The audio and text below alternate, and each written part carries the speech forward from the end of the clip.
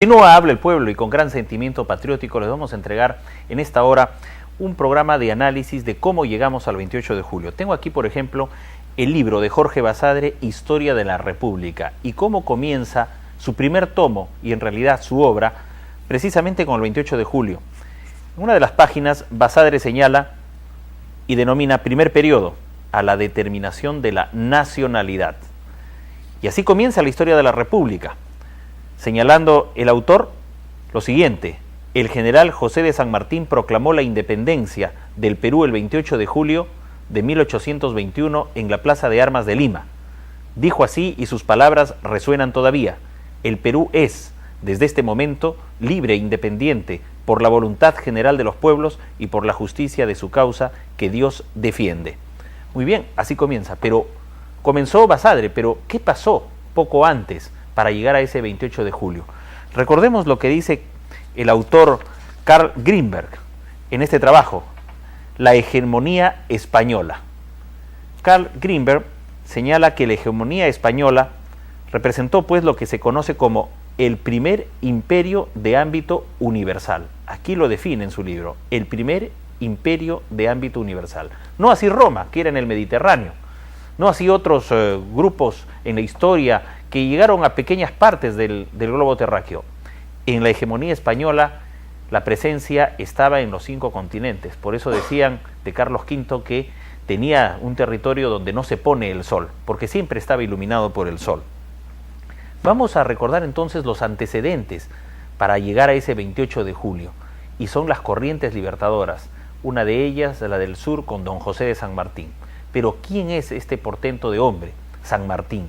¿Cómo trató de buscar la ayuda necesaria para venir aquí, porque el centro estaba en Lima, y enfrentarse al poderío español que tenía más de 23.000 hombres, mientras San Martín luchaba por aglutinar a 4.500 en promedio? Conozcamos detalles e ingrese usted a los antecedentes de ese 28 de julio. Adelante. Luego de la victoria en Maipú, ya consolidada la independencia chilena, San Martín intenta obtener recursos para la campaña a Perú. Sin embargo, el conflicto desatado en las Provincias Unidas amenaza sus planes. Se le pidió al ejército de San Martín, a San Martín, que viniera. Pero San Martín no estaba de acuerdo. Con el cambio de gobierno en el Río de la Plata, el general pierde no solo el apoyo económico prometido, sino que ve su propia autoridad cuestionada. Los oficiales firman un documento en que dicen que el proyecto original de San Martín era la independencia de Argentina, de Chile y del Perú. San Martín entonces, lisa y llanamente, desobedece al directorio, no baja a Buenos Aires. Esto es lo que Mitre llama la desobediencia genial. La oficialidad del Ejército de los Andes decide acompañarlo en su campaña libertadora. Había que llevar la revolución al centro del poder realista en la América del Sur, que era el virreinato del Perú.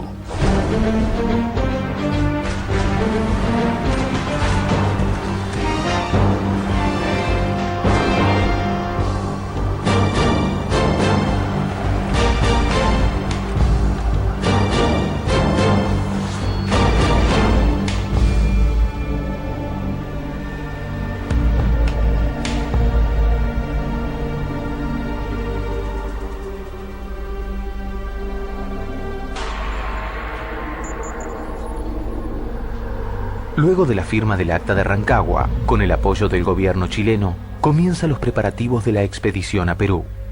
Esta fuerza chileno-argentina, más o menos 4.500 hombres, es la fuerza que se va a desplazar a esta expedición libertadora del Perú. Lo que dicen los documentos y lo que dijo el propio San Martín cuando le preguntaron poco antes de embarcarse hacia el Perú, ¿bajo qué bandera, señor, va a ir esta expedición al Perú? Y él dijo, pero naturalmente que bajo la bandera chilena. No hay ejército en los Andes, pero hay ejército libertador. Y el ejército libertador va a tener una bandera propia. Y la bandera propia del ejército libertador es la bandera chilena, que en el campo azul no lleva una sola estrella, sino que lleva 3. Una por Argentina, otra por Chile y otra por Perú, a quien ellos van a libertar. Mientras organiza la Fuerza de Acción Terrestre, San Martín es consciente de que la batalla principal consiste en el dominio del mar. En la primera fase de los acontecimientos, la Revolución Argentina había tratado de llegar al Perú, de derrotar al virrey de Lima, de derrotar el poder realista a través del Alto Perú, a través de lo que hoy en día es Bolivia. Varias expediciones habían fracasado. De tal modo que esa ruta había mostrado para la Revolución Argentina su poca viabilidad. Había que llevar la revolución al centro del poder realista en la América del Sur. El objetivo tenía que ser Lima. Y la forma era desde Chile en una operación anfibia. Durante su encuentro con Manuel Belgrano en el Alto Perú, previamente a la elaboración del Plan Continental, San Martín pudo comprobar que el ataque terrestre resultaría imposible. Una vez conquistado el territorio chileno, la fase final implicaría la acción de una fuerza marítima. Había que pensar que era la culminación del esfuerzo de San Martín. Y San Martín ya lo decía desde Chile: una vez que el Perú esté liberado, mi carrera ha terminado. El esfuerzo del gobierno chileno, además de brindar todo lo necesario para proveer al ejército libertador, se focalizó en hallar los medios adecuados para iniciar la creación de una pequeña flota. San Martín y O'Higgins llegan a la decisión de empezar a trabajar sobre la formación de una escuadra de guerra efectiva a fin de poner en marcha el Plan Continental trazado desde 1814. De allí que la expedición libertadora al Perú sea la tercera fase del Plan Continental y la parte donde entra lo marítimo en la concepción de San Martín. La formación de la escuadra en Chile es algo muy particular. No contaban con absolutamente ningún buque.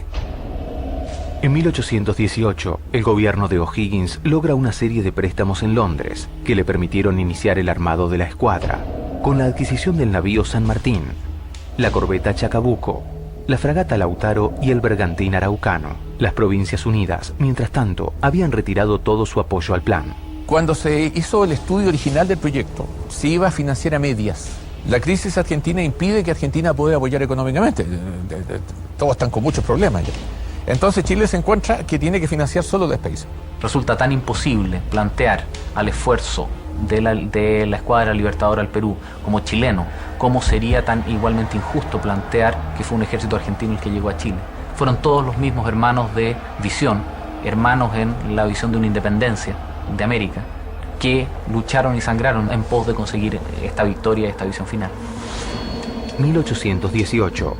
San Martín destaca tropas para combatir el pillaje que asola el sur de Chile, iniciando una campaña que se conocerá como la Guerra a Muerte, pues en los combates no se tomaban prisioneros. En mayo, las tropas del Ejército Libertador se dirigen a Quillota para empezar su adiestramiento. En octubre, se inician las acciones de la Escuadra Naval al mando de Manuel Blanco Encalada. La primera Escuadra Nacional chilena, que es enviada al sur bajo el mando de Blanco Encalada, para impedir una expedición que provenía desde España con transportes cargados de tropas. Es plenamente exitosa. Con 29 años, Blanco Encalada logra capturar a la María Isabel en la bahía de Concepción y capturar al resto de los transportes que vienen desde la península ibérica.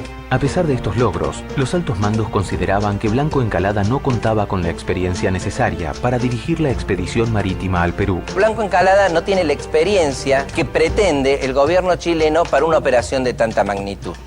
Y se piensa en la figura de un oficial inglés con mucho prestigio y con experiencia de guerra. Me refiero a Lord Thomas Cochrane.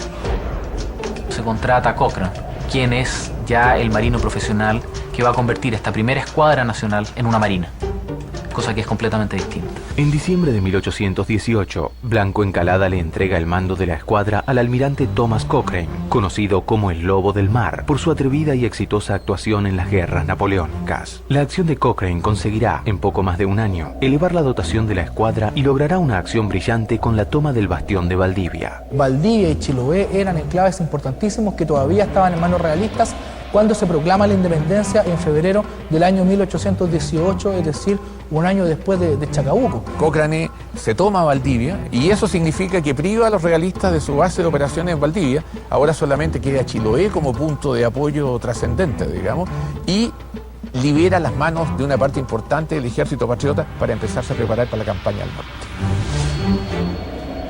Hay que pensar en la complejidad de una operación de esta magnitud. 4.500 hombres que tenían que ser trasladados desde Valparaíso hacia el Perú. Tenían que llevar barcos de guerra con todos los pertrechos militares que les permitieran operar después en tierra. Durante 1820, la escuadra chilena que emprendería la expedición a Perú estaba conformada por 17 navíos de transporte, 12 cañoneras y 9 buques de guerra. El buque insignia, la fragata O'Higgins, de 1.200 toneladas, poseía 50 piezas de artillería.